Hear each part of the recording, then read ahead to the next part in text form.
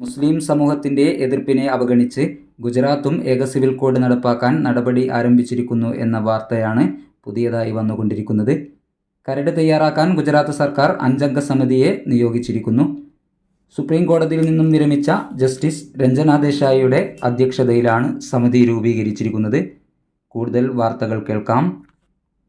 ഗുജറാത്തി ഏക civil code നടപ്പാക്കാൻ നടപടി ആരംഭിച്ചു. കരട് തയ്യാറാക്കാൻ 5-അംഗ സമിതിക്ക് രൂപം നൽകി ഗുജറാത്തി സർക്കാർ.